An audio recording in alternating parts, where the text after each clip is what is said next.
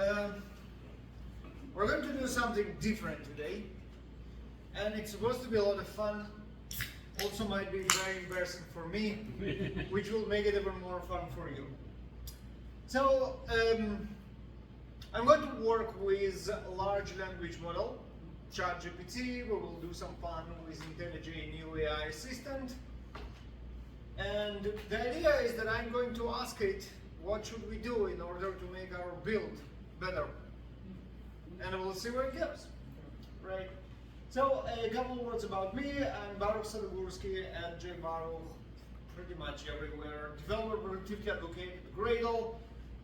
My personal journey is I started as a developer 20 years ago, pivoted with JFrog, my previous employer, into DevOps, being in this space for 10 years, and now coming back to development, but mostly developer productivity engineering, which is an interesting twist on both development and DevOps, if you ask me. But that's a topic for a different talk.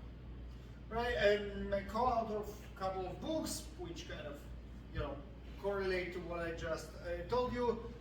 There was for Java developers and Liquid Software.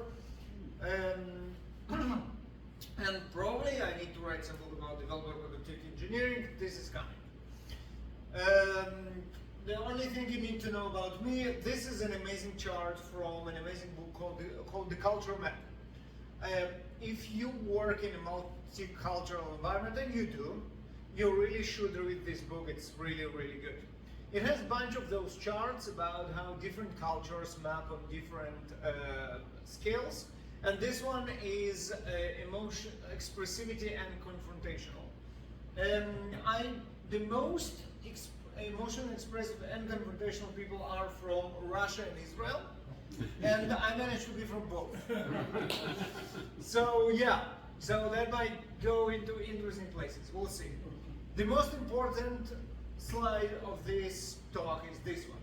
If you go to jbaruch/m/about, you will see this page that you see here on the on the right. And there, if you click on the first link, my talks, you will find slides there. Starting tomorrow morning, probably I have to do expenses before I do that, but then I will upload it. Slides, the video that I'm recording right now, and all the links to everything that we are going to find out during our talk today on what we should do. And it's also in the bottom of every slide. So basically, it looks like this. That's the page, my talks, and here are the recent presentations. And here you will see that today's, you don't see it. Okay, almost. So close. Wait a second, I think I need to do this. Here we go. Right, so then I need to go back. Where's my mouse? Not here, here we go. Right, so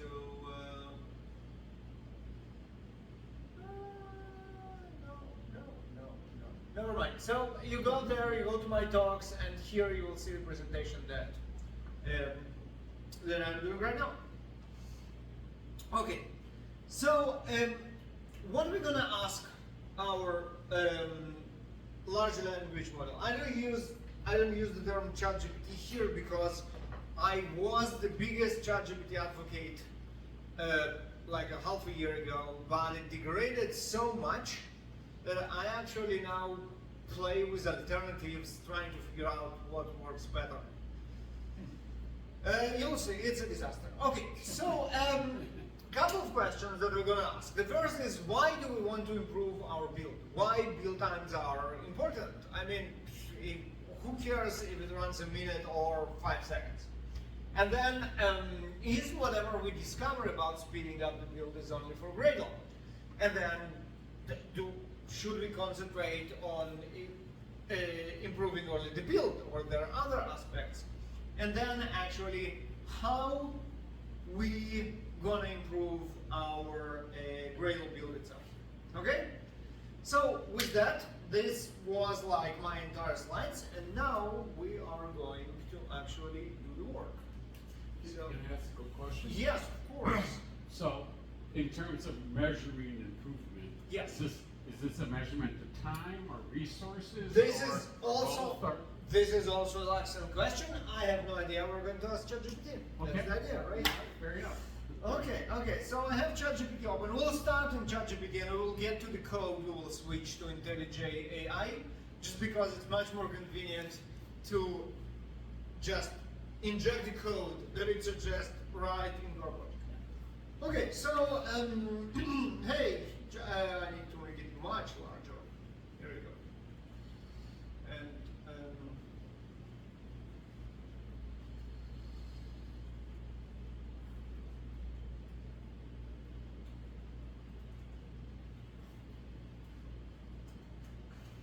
you see what I did, right? Mhm. All right. All right. So as I said, let's start why it's even important. Okay, embedding build times is critical in development because it accelerates the feedback loop, saves developer time, and enhances productivity. Think about it. If you want less for builds, you can code more, test more, release faster. It's all about efficiency. It sounds like it should have a name. It's only the build. Okay, well, okay, nice.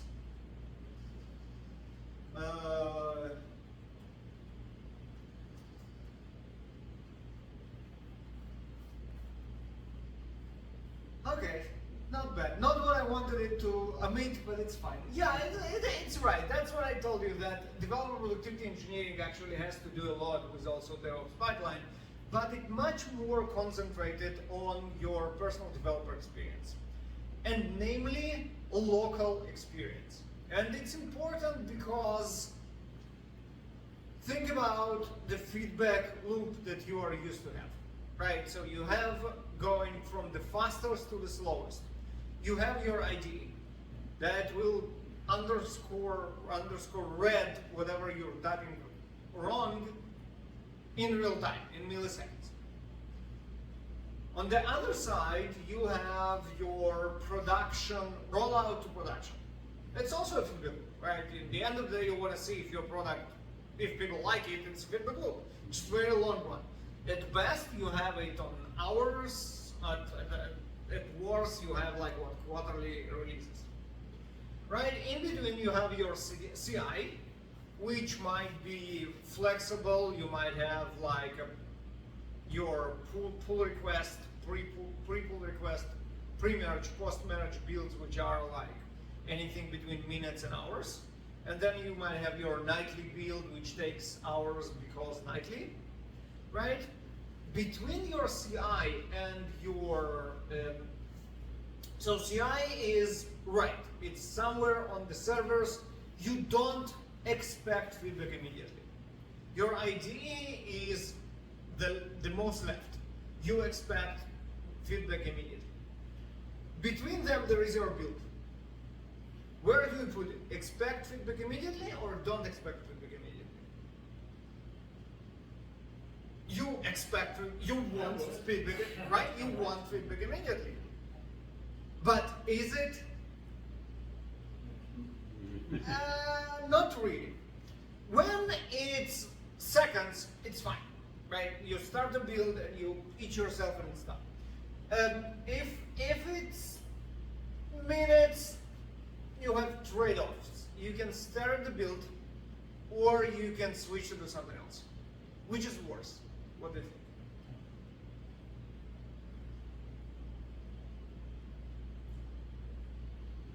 I would think switching because Yeah, exactly. your mind will Yeah, somewhere else. exactly. Although it looks like when you start the build, you do nothing, and when you switch, you manage to use this time to do something else. It's context switch is actually much worse. Exactly. Because it takes you out of the context of what you're doing, it ruins your flow, it's very hard to come back to it. It also has a huge cognitive load. Also, it's a topic for another talk that I also have about cognitive costs of developer productivity engineering, we're going into Kahneman, thinking is fast and slow, system 1, system 2, neural processing, and what's not. It's fascinating. Take it from Professor Kahneman context, which is much worse than staring at your build. But even if you just stare at your build, it's still a waste of time, right? So this is why you want the build to feel as close to IDE, when in reality, it's much more closer to CI, and it's wrong. So this is why build times are important. Okay, what else did we want to ask? Is it only Gradle? Well, you know what, I'll skip you the answers. It's obviously not. You can do it with any build, where is it? Here. With any build you like, and even the technologies that I'm going to show you today, most of them work with Maven, either out of the box or with help of Gradle Enterprise. So even if you are a Maven shop and you're like, wow, this is so cool, but there is no way I'm going to convince my entire organization to switch, you don't have to. You can have those wins in local build times, even with Maven. Same with Bazel, same with SBT, and it's not only JVM. We are in a Java meetup group, so it's JVM technologies, but the same concepts that we're going to talk about work in any software build. At the end of the day, the stages are the same, the techniques are the same, the optimizations should be the same as well. Right, the question that you asked, what about how do we measure? This is an interesting question. Build time, failure rates, resource utilization. Not bad. I think, tools like Gradle Enterprise. I didn't even pay money. Well, I do, but not for that. Nice, sweet, I like it. Yeah, so build time, obviously, right? Failure rates, very much so. But I would take it broader and say, okay, there are two ways to look at failures. There are failures that you want to happen. Your tests fail, it's a good outcome, right? And we call it verification errors. We wanted to verify a hypothesis. It failed, it's fine, it's a good result, right? Non-verification errors are everything else. Your build doesn't compile, you're out of memory on your build. Flaky tests. Flaky tests are very much non-verification failures that hurt build stability, right? So instead of failure rates, I would say build stability, right? Resource utilization, well, probably yes. And I will show you in a minute how you can put your resources to a better usage than just spinning the build. And it comes here. Cache hit rates, this goes back right into build time. In the end of the day, if you don't utilize the cache, the build time goes up. So I would say build time and stability. Those would be my two most important metrics. Again, we'll see how we can check both today and see if our build is exactly that. All right, so let's start. This is our project. So that we're going to optimize. It's a very simple project. It's full of like synthetic code. There are 100 classes that do nothing. Set properties, get properties. There are 1,000 tests, that check those setting and getting those properties. That's all. The interesting part about this test and this project is that it's deliberately bad. It's deliberately bad for build optimization because it doesn't have any modules. So features, out-of-the-box features that our LLM is going to suggest to us now, like incremental build, won't work for this project because it's a huge monolith, right? So it's deliberately bad, obviously, to show you what's going on. So, all right, so we can start with optimizing the build. And I think we can switch maybe to IntelliGen, see maybe their AI is better. So here is our AI system. Okay, so I want to optimize my Gradle build. Where do I start?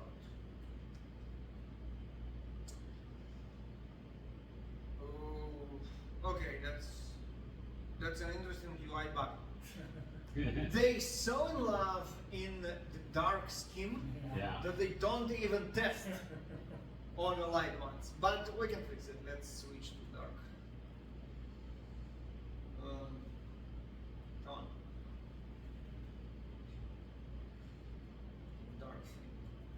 Or should I just look for theme? Dark. Yeah, now it works. And you can still see it, right? Yeah, okay, excellent. Okay, optimizing Gradle build candidate performance, enable build cache, we'll get to it, incremental compilation, we'll get to that and I will show you that unfortunately won't work, enable configure on demand, this is great, latest Gradle and plugin versions, this is already done, minimize build script block dependencies, avoid legacy multiplex, use static versions of dependencies, already done, exclude unnecessary build times. Okay, that's, you know what, let's see if ChatGPT does better. Okay, let's do it. How do I optimize my Gradle build?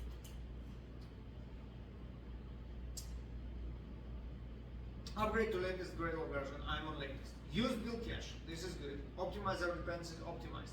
Enable parallel execution, we'll do that. Profile build, okay, this is very interesting and frankly, I think this is where we need to start. Because in order to see what should we optimize, we need to analyze it first. I like 6 because That's exactly what not gonna work. really Because it's a single module. We'll get to it in a second. Yeah, no, but yeah, I mean, I rely on that. I just program and see, right? Make, you know, only such things that change. Okay, analyzing our build is a critical step. Use Gradle build scan. Excellent. This is what we're gonna do. Let's do build scan. Okay, I got it. It's important. Thank you. Okay, let's do build scan. Build scans in Gradle provide deal view. Excellent. How do we do it? We apply the build scan plugin, and then we accept the terms of service, and then we run it with -scan. We can just run it with -scan and see what's going on. Right, so where is my Gradle? Here is my Gradle. And what we're going to do is we're going to just run build, and we will do here -scan. Here we go. Okay, let's see what's going on. So, right, so it's going to run the test now, and it will take a second. Back to what? Back to where is it? It's not the right list. Where is the right list? Oh, I killed it. Okay, yeah, but back to the incremental build. Mm-hmm. Now, the idea of incremental build is that it uses the project model to analyze what dependencies between the modules exist and decides what needs to be rebuilt. If, for example, you changed a module that no other module depend on it, only this module will be rebuilt. If you change the module that everybody depends on it, it will have to at least retest everybody else, right? So that's the idea there. Unfortunately, or deliberately, we have a terrible project here that cannot take advantage of that. And this is why we did it this way. Okay, so build is successful, 54 seconds. Not terrible, definitely not great. We just had to like sit and watch it for a minute. Publishing a build scan requires accepting Gradle terms of service. Do you accept? Yes, I do. And now we have a link. This is our build scan. So what do we see here? So first of all, you saw I didn't apply any license. I didn't pay anything to anyone. This is publicly available for everybody. You have a Gradle build, you do -- scan, this is what you get. Right, so you can see here what happened. So it ran a test, and then it ran it for 55 seconds. This is what took so long. We can see the timeline that, like, most of it was test. And we see those were up to date. Up to date means no changes were made, but test still run. And test still run because something changed. I have a single module. Every change of everything will trigger test rerun. I can check, like Java version. I can change any class in any, like, add a comment in any source file.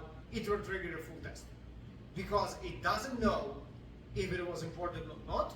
Those are the tests of this module. Let's do it. So this is what it is, right? So the test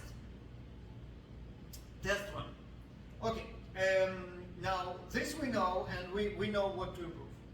So now let's ask how to improve it. Okay, this.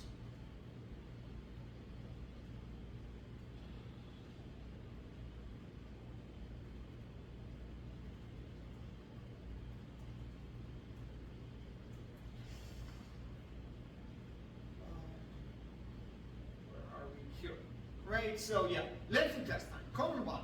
Here's what we can do. Run tests in parallel. This sounds good. Categorize and prioritize tests. So here we get into a little bit of gray area. And this is funny. I did the same exercise for Maven. Its first suggestion was skip tests. I do that often. You really shouldn't. Yeah. Right, you really shouldn't, not because I'm telling you you really shouldn't, you really shouldn't because it defeats the purpose of trying to get the feedback. My dream build takes all the quality gates that exist in your CI/CD pipeline, everything, test, security, performance, your code quality, whatever, Sonar or whatever you use, all the linters, everything, and runs the same in your local environment. Because this is what you want. You don't do it because this shit takes tons of time. If you can make it faster, and you can push it left, you should. Tests are definitely can be made faster, so it's definitely a good use case. So categorize and prioritize maybe. Use continuous testing tools. Avoid unnecessary initialization. Consider distributed testing. Okay, not bad. Analyze test performance. This is what we did. Write efficient test. Okay, haha. Run tests in parallel. Let's do that.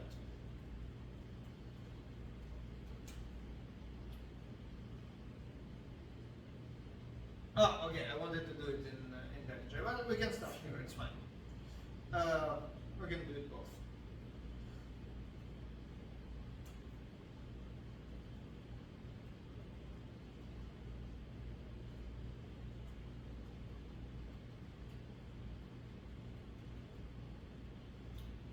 So you'll know to generate Kotlin instead of generating Groovy. Yeah. Okay, so task switch type test. We already have it. So if we go to our build, this is task with type test, just more elegantly written. Use a unit platform. We already have that. And then all we need to do is we need to add here max parallel forks. So boom, this is sweet.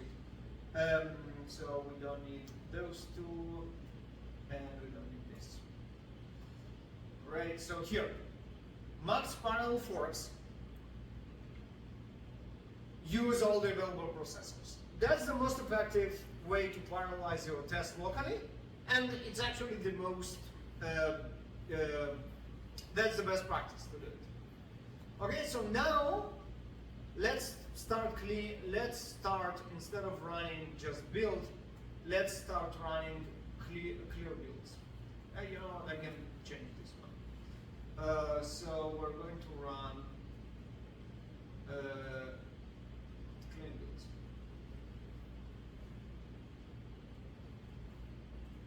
Clean build. Oh. It runs the tests.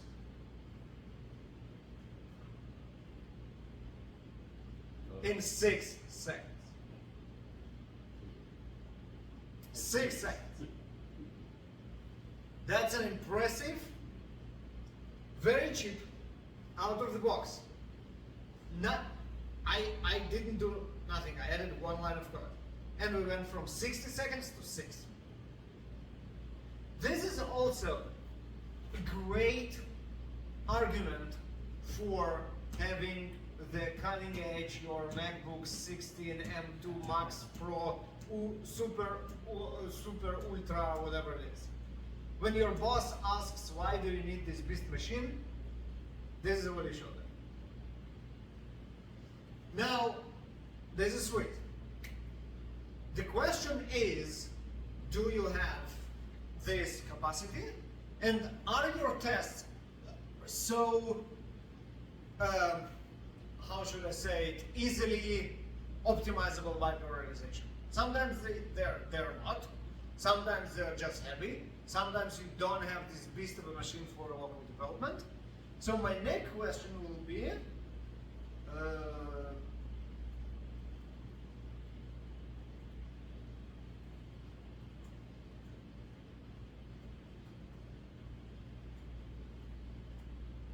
can I utilize the cloud? Cloud is infinite source of computing power. How about we do it in the cloud? Okay, those are the options.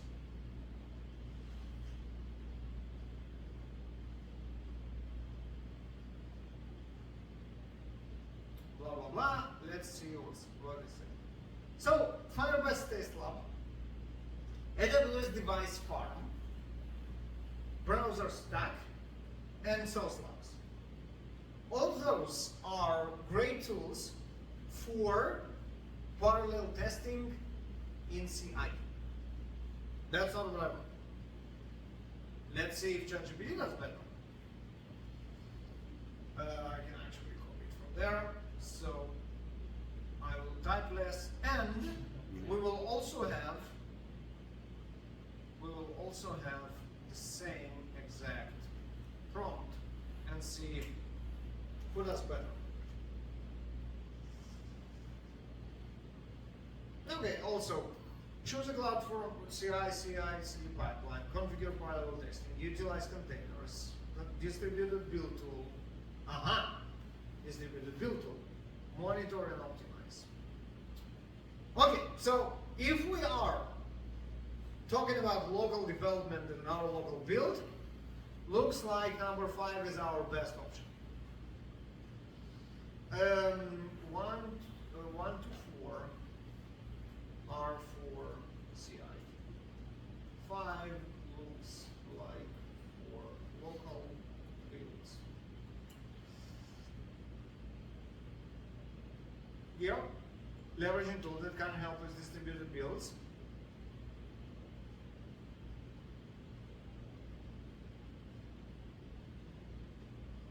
Now, do it somewhere else.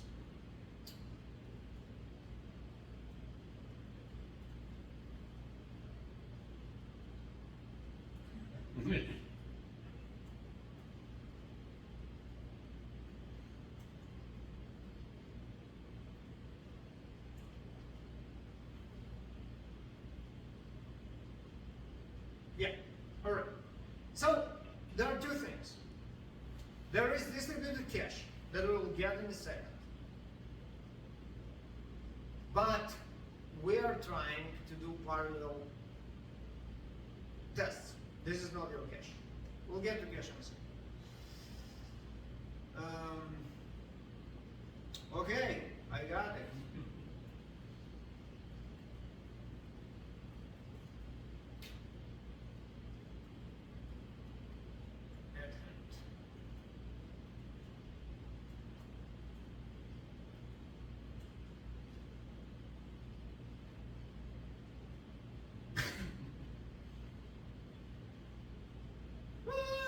Here we go again. here we go. Configure Gradle for remote execution. Here we go. Okay. Okay, the idea is to expand your local machine capabilities, but using the cloud. Yes, that's exactly the idea. Just tell me how to do it.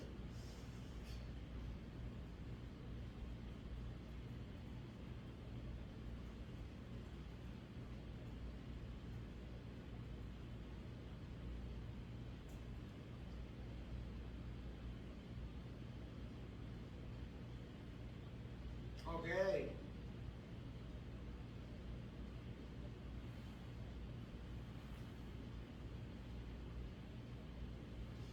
Test distribution plugin. The problem with test distribution plugin is that we have to set up the remote executors. And that means we need to babysit those machines.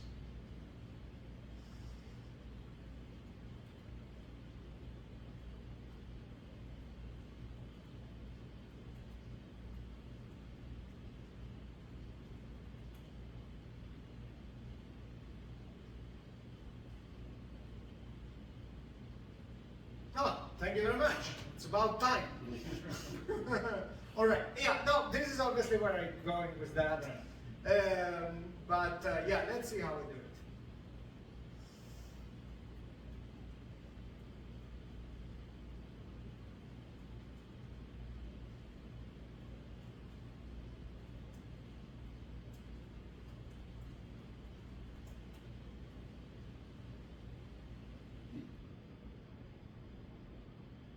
Okay, install Gradle was done. Configure Gradle was done. Okay, now test distribution plugin is not what we need, as we already figured out. Ah, yeah, okay, it's Gradle Enterprise, not test distribution. That's exactly what we need. Okay.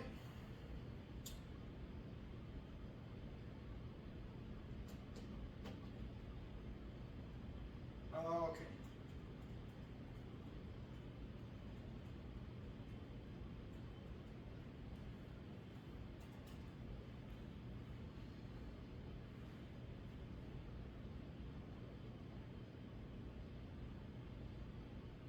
Okay, plugins, here we go. Gradle Enterprise, this is great. And then server. So we're going to put it in settings, right here. This is a very neat feature. Boom.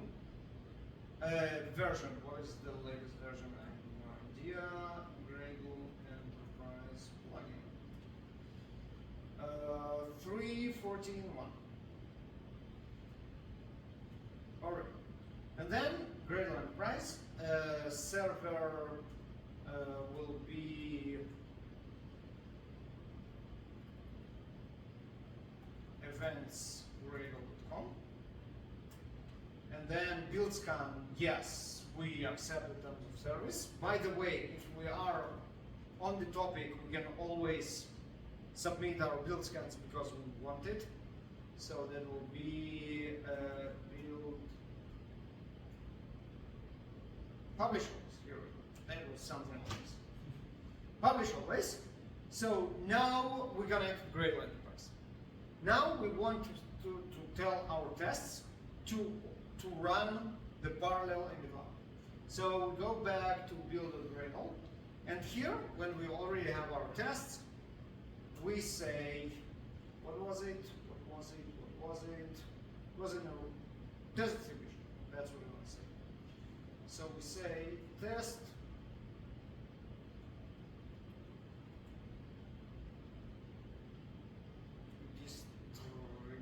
okay, we need to import our Gradle build first, so the plugin will catch up, and then it will have code completion.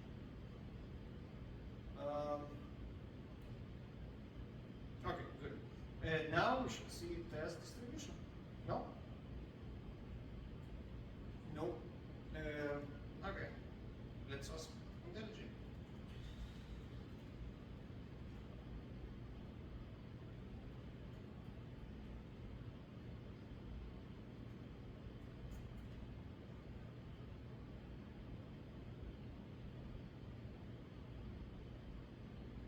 Okay, this we did already. Gradle plugin, we did. Perfect. Gradle Enterprise we did accepted terms of service. Okay, here. Yeah, test distribution. Why did it work? I don't know. Test distribution. You just inject it here. So this we already have. This we already have.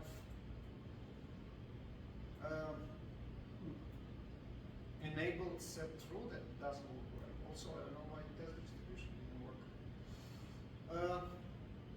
Let's look again in settings. We apply the plugin and then we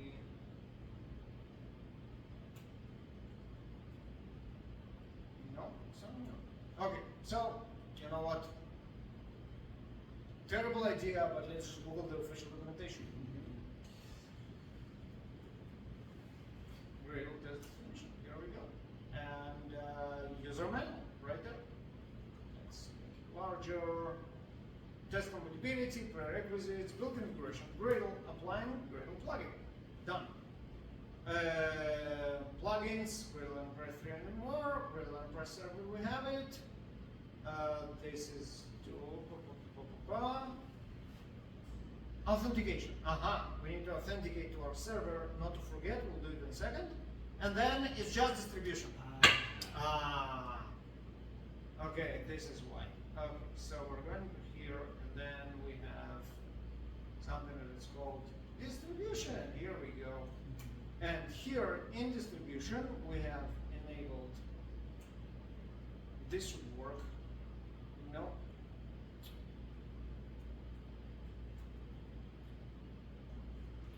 This is terrible DSL, by the way. Enabled set true. No, but okay. And max parallel forks, we want how much? 0.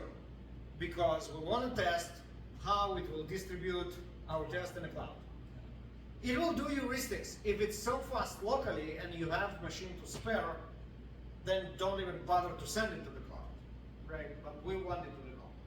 So we did that. What we need to do now is to authenticate, and for that we need to run a task from Gradle Enterprise that it's called provision Gradle Enterprise access. Here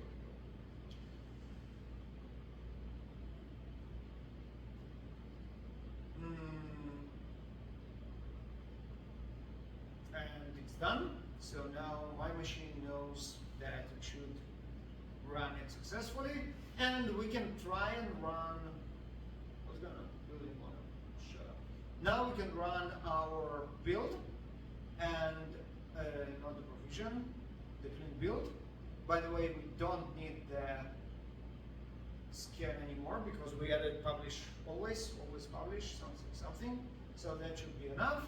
And now we can run it and fail. Okay, why cannot set max parallel forks less than 1? Okay, makes sense.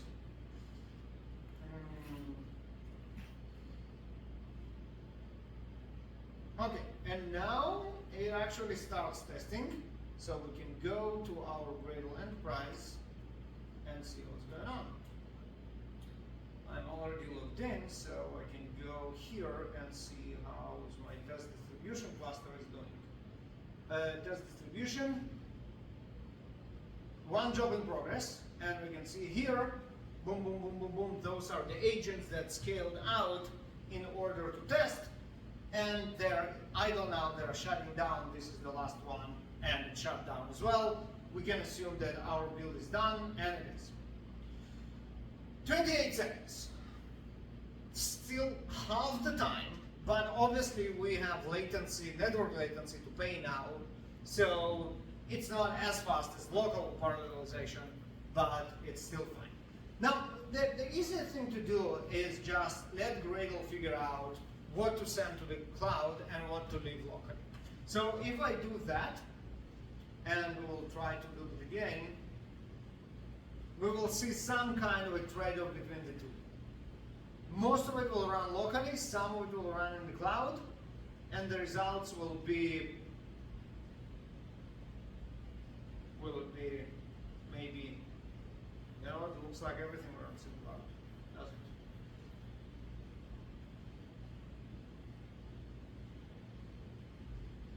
23 seconds. Okay, so yeah, it didn't do a great job. What we can do is actually we can do that here, set like local only or whatever, or max local executors, and then put it to half, for example, of the available processors, or even all of them if, and then it will maybe send something, but maybe not. So where was our max?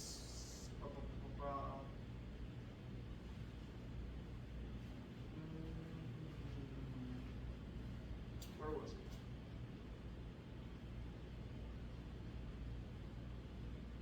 Can I search you? No. Ah, here it is.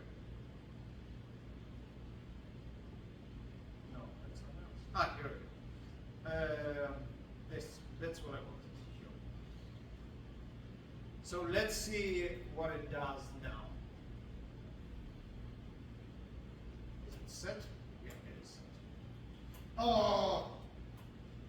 Good news, they're working on it. The problem was that you couldn't override the equals operator on Kotlin. Oh, really? Yeah. In Groovy, first of all you could, and second you didn't need to, because it was all dynamic and it was just like all the runtime magic. But in Kotlin, they just now, a couple of months ago, in the latest version of Kotlin, announced that finally Gradle kind of convinced JetBrains that it's a good idea. So now they are in the process of refactoring the entire DSL to support what enabled equals true and max local executors equals max available processors, but it's still not there. So this is why I try every time and see maybe it works now, but if it's not, it's not. Now this is mostly local, but there are some in the cloud. 8 seconds. Well, local only was 6. Okay, never. Yeah, you got the idea, right? So that was nice. So the parallel execution, very easy, local, free. You don't need to anything. Just go ahead and do it. Now, since we already have Gradle Enterprise, we can start doing different stuff that we're going to do now. But you know, before we go to Enterprise, what if? So let's go back to our ChatGPT and ask it more questions.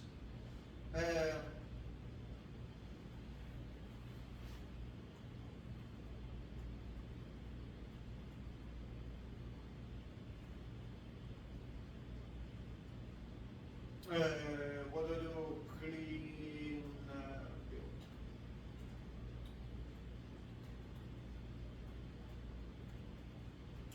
Right. So we didn't touch the code, and it keeps running tests. What's the story? Now here's the story. Right. The clean build, clean tasks removes the build directory, which includes the record of any previous results. So even nothing is changed, Gradle doesn't know that the tests are have been run and run them again. Now we can do two things. We can avoid clean, which I have kind of a mixed feelings about. Yes, you can, but then I feel better when I know that my builds are like from ground up. Do you know Andre Salmonrai? Does the name sound familiar? He's also like a prominent speaker in the Java community. He lives in Switzerland. He's originally from Mexico, and he does some talks in Luchadora Masks. Oh, yes. Yeah, so Andres.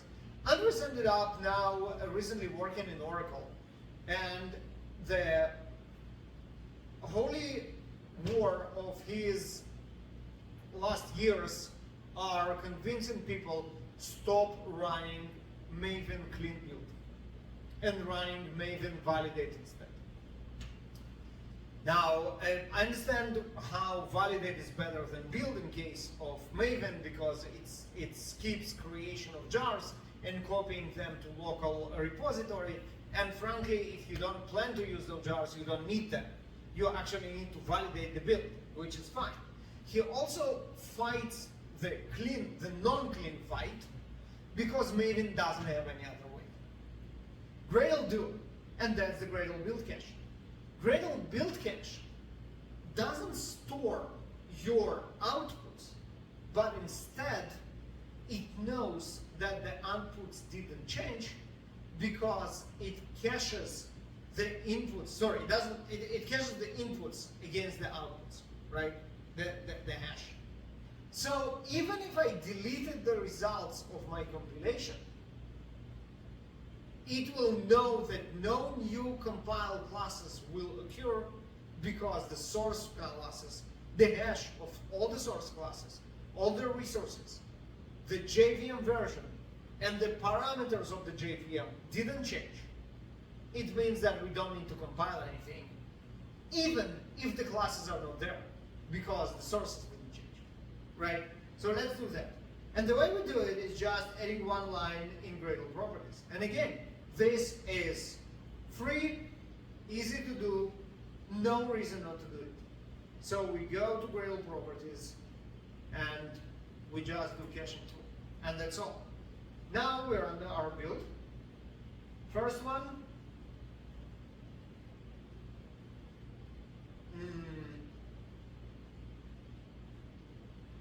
And now, instead of up to date or not up to date, we see from cache, including the tests that took, like, whatever it took. More so, it knows that it avoided our 1 minute build because it skipped the caches. And we can see here that tests were skipped because they're from cache. And then we can see that although it was not up to date, and up to date means we found previous results, the cache was still a hit. We found the inputs cache, so we know that we don't need to run the test. Now, what's interesting here is, for example, jar wasn't cached. This is kind of a shame. Why do we need to recreate a jar file every time? And it's not cacheable because caching has not been enabled for this task.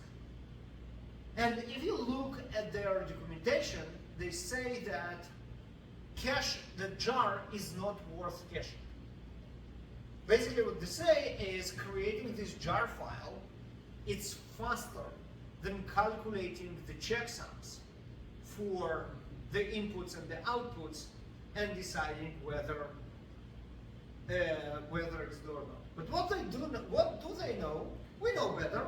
Let's cache the jar. It will help us understand how caching actually works and what it takes.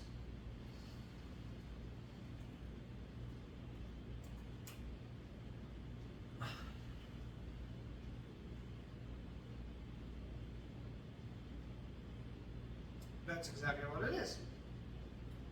And we can override it with one line of code. And this, by the way, group here, I need to tell it to switch to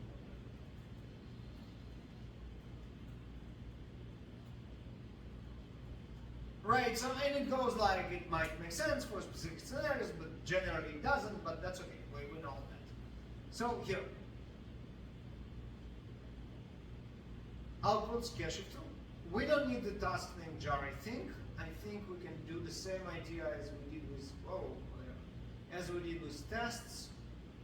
Where is our build? Here is our build, like this tasks test. I think we can do here tasks jar.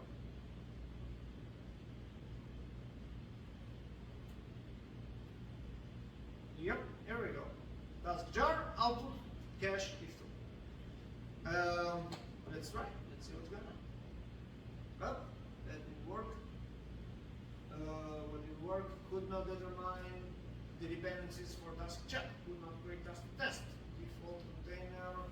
Cannot say that. Okay. All right. Okay. There you go. I tried. No. Still not.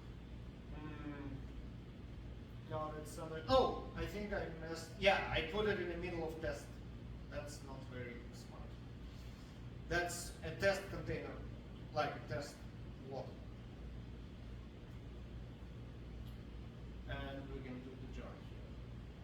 optimistic. Oh, here we go. All right. Now what do we see? The jar is not from cache. Why the jar is not from cache? That's the first time. It doesn't know that it needs to put it in cache. Let's try it again. Jar is from cache. Now it's cacheable. Excellent.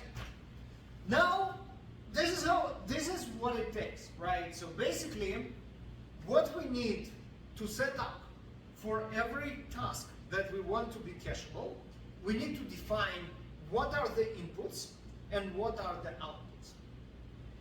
It can be stuff like files. For example, for compile, we have source files. We need to make sure that they didn't change, so the files should be the same. It could be system properties. It could be JVM properties. It could be strings. It could be just like code or anything that we can calculate hash output. Hash output. Outputs should be defined in exactly the same way. Now, what we say here is that ignore everything cached. The inputs are already defined for the task jar because they prepared it to be cached. They decided they don't want to cache it, but it's ready. So now if we're going to change some source file, and it's about time we do something because everything is cached and nothing actually works. So stupid thing like, you know what, we can go here and then just do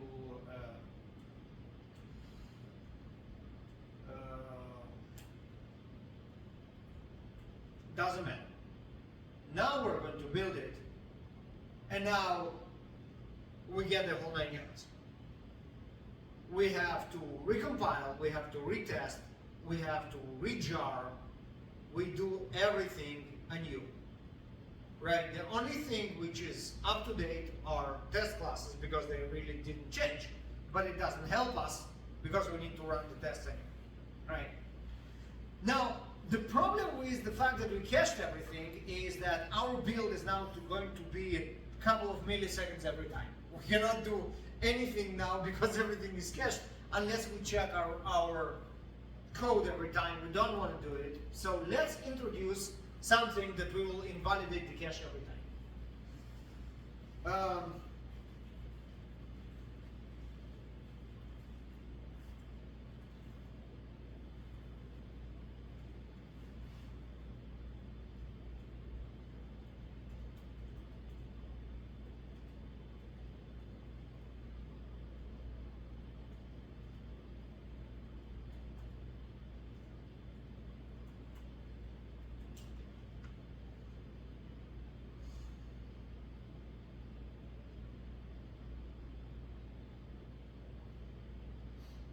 No, that's not right.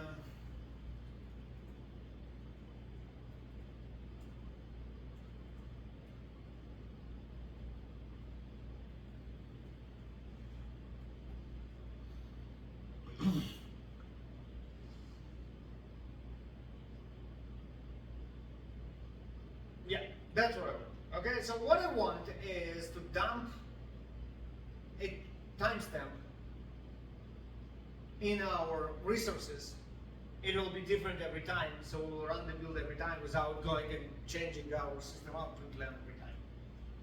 So generate time.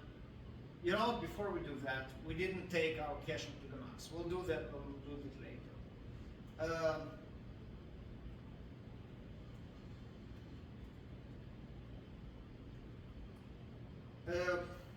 It already mentioned remote cache. So this is what I want to show you.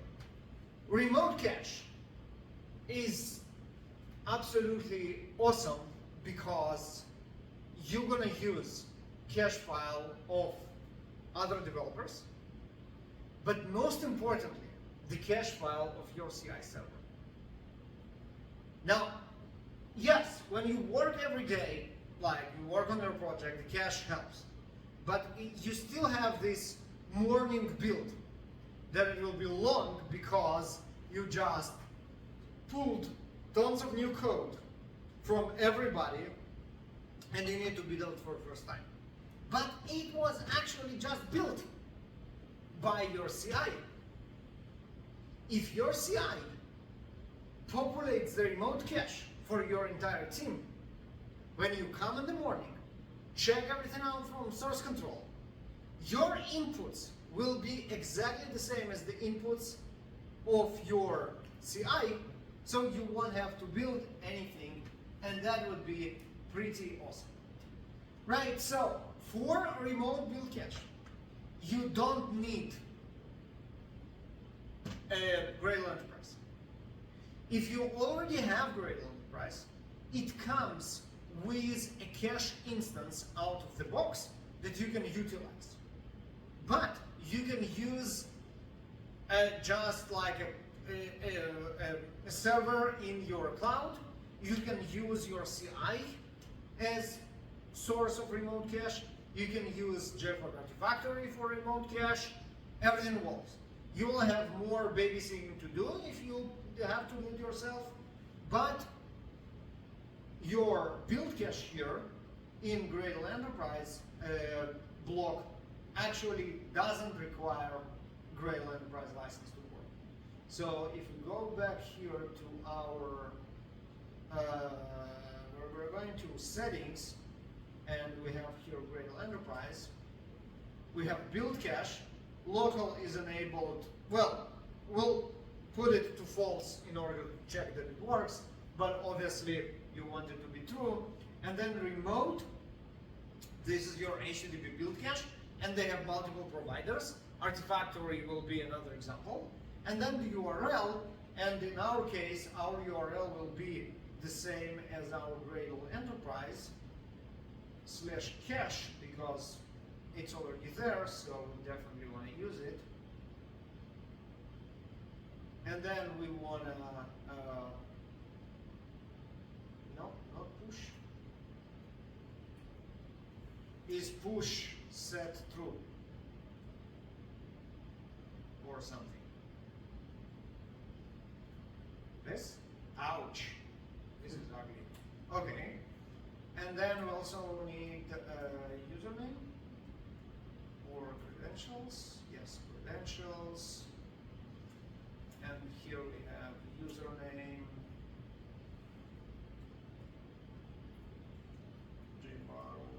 and password, whatever we're going to set it to now. So let's clean up here. So if we go to our settings, we will see here build cache, and we have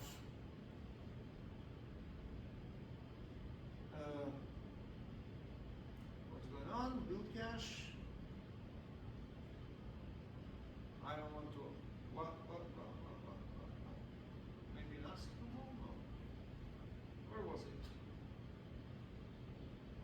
Ah, here, build cache. And here, nodes. This is our building node that is there, and I need to reset my password, so I'm going to delete it, add user, and we're going to generate password. Here we go. And we want it to read and write. Save, and here that would be our password. All right, excellent. So now we enabled remote cache, we disabled local cache, and obviously we need to run it twice because we need to repopulate. First we'll populate the cache, and the second time we will get from the cache, hopefully, if I set up everything right. Right, so let's try it again. Yep, that was in milliseconds. And again, we can go here and see what happened. Test was from cache. No local, because we disabled it, hit on the remote. Pretty sweet. Okay, now this is like the cache thing. And what I wanted to show you now is, yeah, and what we need to show now is actually cancel the cache. Well, we can just do that instead of generating timestamp or something. This is easier. Just don't forget to set it to true when you are doing it. Okay, so we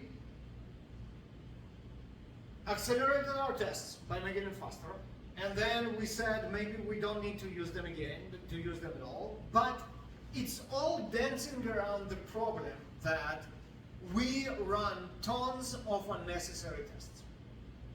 In the end of the day, I added a system out println, and we run 1,000 tests, when not a single one of them is actually relevant. So the question is there a way to only run the correct tests?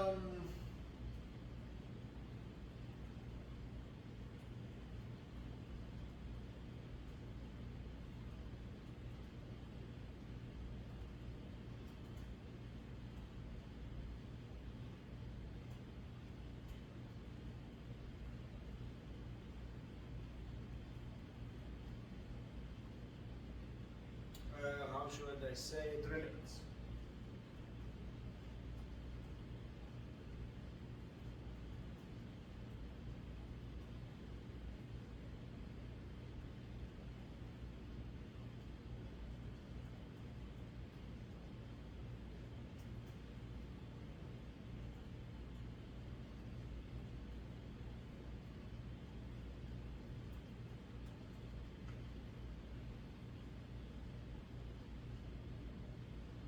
Okay, so here we go. Use continuous builds. It's a good idea, by the way, but not related to what we say. Continuous build means, like your IntelliJ compiles everything you type, Gradle will build everything you type. So it will just build and build and build. You don't need to go and build it by yourself. It's really not really relevant. Now, test impact analysis is exactly where we're going with that. So the way test impact analysis works is that we analyze the code, and then we decide which changes are relevant to which tests. Now, obviously, some commercial tools and Gradle plugins might provide those capabilities. If you are using Gradle Enterprise, you might have access to the most advanced features that could assist with that as well. So what we want to do is check test impact analysis with Gradle. And test impact analysis with Gradle, it's something that is called predictive test selection in Gradle. Now, predictive test selection uses machine learning to analyze what changes in the code contribute to what tests change behavior. When I changed something here, this test failed. Not because they are on the same module, not because I declared a dependency of this module and that, but just as the stupid neural network work, well, it just changed. I don't know why. I only observed that it changed. And if it happens to do it every time, I make a conclusion that it's somehow related. I don't have the capabilities to do cause and effect analysis. All I know is this changed, this one I remember, right? And this is exactly what happens. We feed everything to the predictive selection model. We just keep our system running. It learns, it builds confidence, and in some point of time, it starts predicting. So obviously, this is not something that I can show you on our stupid project, but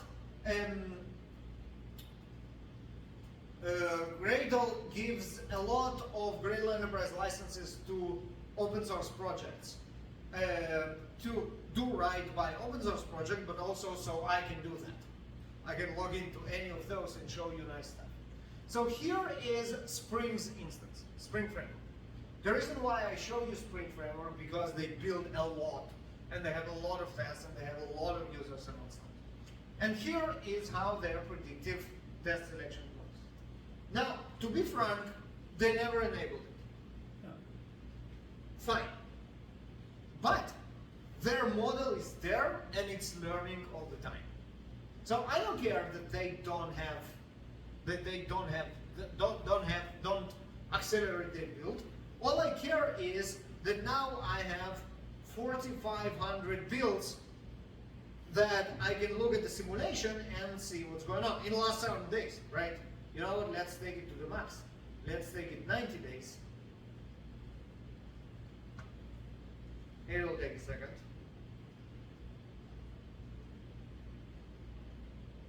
Or not a second. Maybe that was a mistake. But let's give it. Oh, here we go. 51,000 builds. Mean build time 5 minutes, 32 seconds. Test failures correct, task failures predicted 99.1%. Of the correct predictions, only 29 were incorrect. Out of 3,000, right? Savings potential, last 90 days, 60 days. It's parallel for all the parallel builds, but still, this is how. Because 30% of the tests could have been avoided with confidence of over 99%. Wonder why they eliminate. Now, there is obviously a natural kind of a fear of, hey, no one knows why this black box decided not to run this test. What if it is absolutely critical? We get it. And this is why what we say is you don't enable it on CI builds. You do enable it on your local feedback. Because you know what? 99% confidence for 30% avoidance for 1% confidence, it's definitely a good trade. Enabled on your local build, enjoy faster build times, let the CI fail for this 1% that we actually guessed wrong, right? So this is good enough, definitely good enough. Okay, topic, it takes way too long, but okay, topic 1 before last. And this is something that we're going back to what we spoke about, testability. So everything that we spoke until now was more of a build times. How about testability? And I mentioned it, the most important, I would say, evil killer of testability are your flag tests.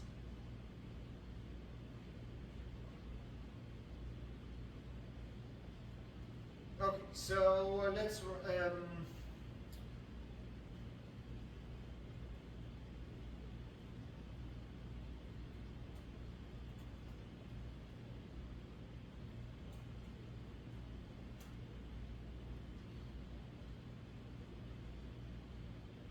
improving build stability is vital. What it is? Consistent environment. Make sure your local development environment matches your CI/CD environment as closely as possible.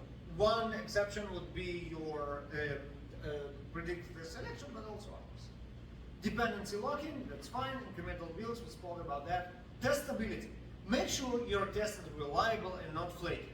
You understand what I'm talking about when I say flaky, right? It tests that sometimes passes, sometimes fails. We have no idea why. It's maddening. It's driving us crazy. What do? How do we deal with flaky tests? We comment them the fuck out because it's impossible. They're driving us mad. So, is there a better way? Let's ask.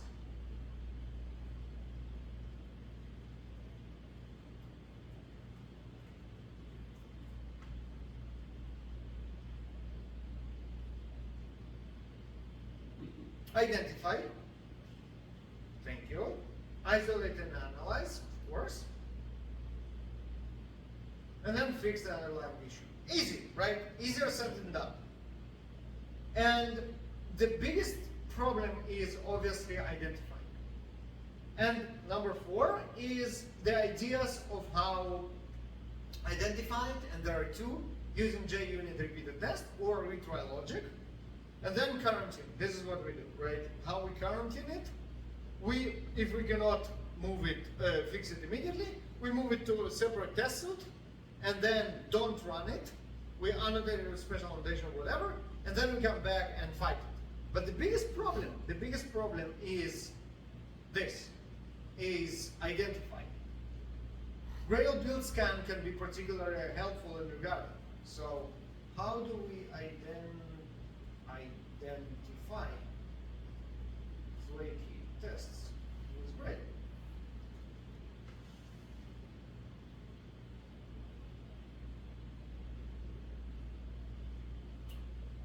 So here I just say, just use build scans, look at your tests. But the problem is that it's not enough.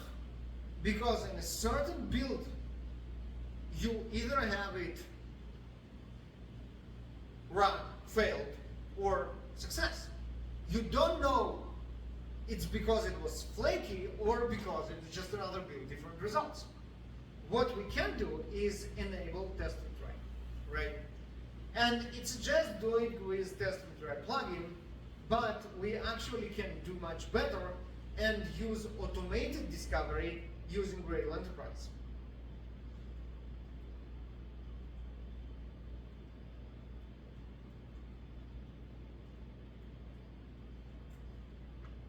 With Gradle Enterprise, we can actually use, it can do everything by itself. It can do the detection, it can do the comparison to show you what's going on, and then it can show you the performance dashboard. Okay, come on, give me the code. Oh, come on.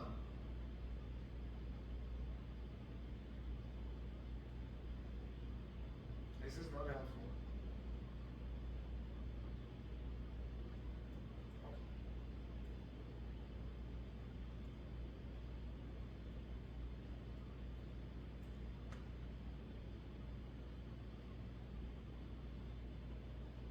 Oh, here you go. Connector build's done. No, it still doesn't give me what I need. Okay.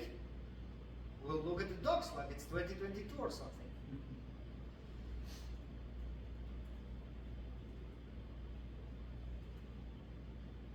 Okay, Gradle Enterprise, flaky test, detection guide, perfect. We need it for Gradle, and we need it in Kotlin. Okay, tasks with that test, we already have that. Configure each, we have it. Retry, that's the block that we need. Right, so we go back to our tests. Where is our test that we buffed up so much? No, this is properties. Here. This is our test here. And we add retry. No, we don't. No. We do. That was just weird. Is it the right? Yeah. Oh, okay. It took a second. Okay, so now here's an example of how we can set it on CI only. Why would we want to set it on CI only? Just because sometimes we don't want to deal with flaky tests right now. We want them to identify them in CI, but maybe deal with them later. We obviously don't need that. So all we need is max retry set to 3, and that's basically all. That's all we need. That's all we need. All we need is to actually set the retry. Now the problem is we don't have any tests that fail, so we can definitely add one. So let's go to tests, and let's take a random test here, and let's add here another test. Test method, it will be flaky, and then what we need here is assert true. And then new random next boolean. You know what? Let's do a search false.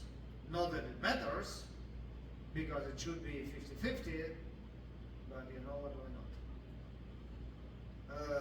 Yeah, a search false. But other than that, it's fine, right? It will fail 50% of the time, something like that. Let's do retries. Let's put them 5. It doesn't really matter, because once it failed, it will just run it again and it will be successful. If it's successful, it doesn't do anything. And now we can try and run our build and see what's going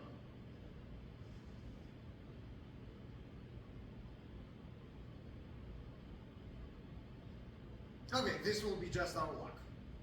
It will never be false.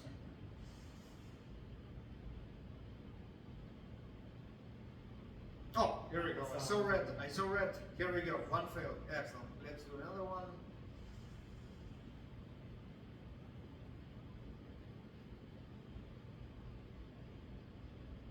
No. Well, so far we're still can be 50%. We're 2 to 1.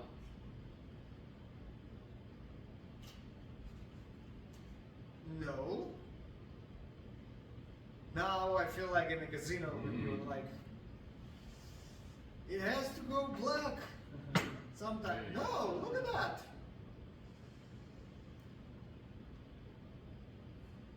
It runs the tests every time because you remember we disabled the cache, right? Still not. Okay, never mind. We have one. That should be enough. So if we go here, we will see the test here. And everybody use this, so let's be frank. Here we go. This is my test from yesterday when I rehearsed it. This is from today. 2 builds with flaky tests. And this is our build, right? So flaky, that's the one that we added. That's the one that I practiced today, so it has another name. So this is fake. This is the flaky one that we have.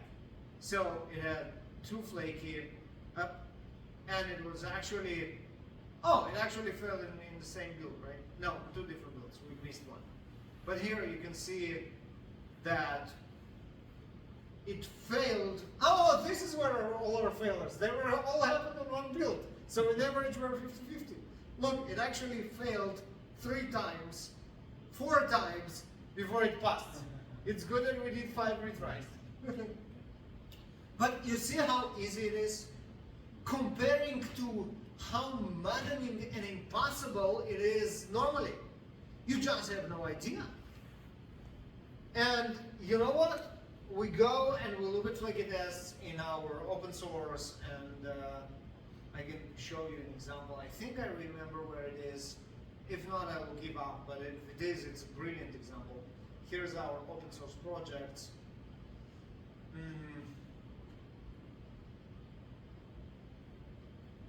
Gradle build tool itself, well, yeah, we eat our own dog food. Here, detect.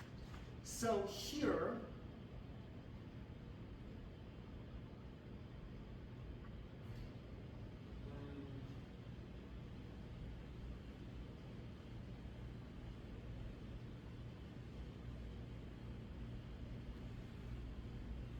let's see if I can see it, if I can show it to you. Maybe don't. Maybe it was like a very specific time. No, there are some flaky tests. Okay. So you can filter by flaky, obviously. And then here is a flaky test.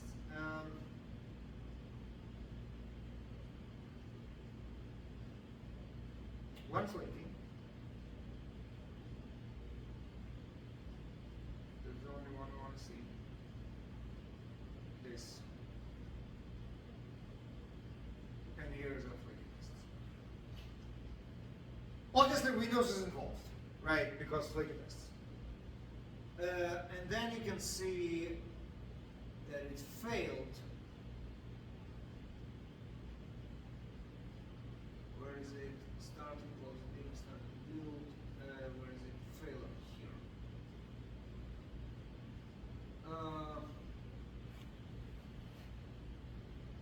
here. Exception occurred, plugin request.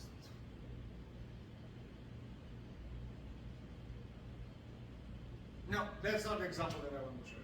The example that I want to show you, and I just need to have it handy and I didn't have, is hitting Docker Hub to retrieve an image or just to check that the image exists. Now, as you remember, a year ago, Docker Hub introduced limits for different type of customers, and free customers are limited. And here's the situation. Local builds always pass. CI builds sometimes pass, sometimes fail. Why? On local builds, you build from one IP, you work from home, you have your own IP, you never hit the limits. CI, the entire company runs their builds on the CI, sometimes they hit the limit. It's right there. It's as easy as looking at it and saying, okay, I know what's going on. We need to pay money to Docker Hub or put our images somewhere else. Right? This is that simple. And it's really, really powerful. This is generally the case for like observing what's going on when you have those build scans. It all starts with the build scans. You pump this information into your build scan or Gradle Enterprise, and then you can learn stuff about it. You can say, okay, I want to see my trends. I want to see if the number of builds in the company goes up or down in the last 90 days. If it goes up, steady pace, we're in a good place. If it goes down, something is wrong. People are building less. Why? Maybe they are building less because the builds are slower. Let's do one. Right? But you know what? No, actually the builds are, when they build, they are pretty much the same. They just stop building. Maybe it was a weekend, maybe, I think there was a holiday or something somewhere. I don't know. But you know what? We have, where is my spring? Here. Trends. Spring builds all the time. Right, so again, very stable number of builds. You can see here they are around 60K in the last 90 months. And then you can see the build time. There are some fluctuations, but again, like at the end of the day, it's pretty stable. This is where you see your build time creeping up. This is where you go and say, okay, I'm boiling the frog here. I don't even notice that my build time is going up, but they do. Right, so this is suddenly non-cacheable, suddenly cache misses, because someone copy-pasted from ChatGPT code of a custom plugin that doesn't define inputs and outputs, and it's not cacheable. And now it's killing everybody. And no one knows about it because no one's going to read Gradle build code. Who cares about that? But it's actually there and it affects productivity of everyone. Right? So that's that. And going back to my amazing slides, we spoke about that. Answer summarized. So developer productivity engineering helps us improve our overall developer experience. The build is a good place to start. It's not only Gradle, maybe an SBT Bazel, and any other build tool can and should be improved. And it's not only build. This is something that I mentioned kind of in passing, but your entire cycle is important and worth investing. Your IDE, your static code analysis, your security toolchain, everything in the end affects that. And how can we improve Gradle build? Caching, local and remote, parallel testing, local and remote, predictive text selection, evil flaky tests, and watch your build for degradations, right? This is what we spoke about. What you can do today for free, no Gradle Enterprise license needed, parallel local builds, local caching, remote caching if you are up to setting up your remote node by yourself. Build scans are right there, and you can win prizes without signing up for Gradle Enterprise today if you take the speed challenge. Where you can find the speed challenge, you know, you go to jbarrow/m/about. click on my talks, and the link will be right there in this talk. What your company should really pay for are Gradle Enterprise and sending you to Developer Productivity Engineering Summit in San Francisco, September 21st and 22nd. There is, I think, early bird going on, definitely worth checking out. Great agenda, fully published, amazing talks, should be there, and that's all. J Baruch, am about where everything is. Java Cleveland, if you want to tweet about this amazing talk, don't forget to mention this great Java user group. And hashtag DPE, I try to hijack it for its proper use, developer productivity engineering. For now, it's some obscure French medical term acronym, but we're going to hijack it for developer productivity engineering for sure. That's all. Thank you very much.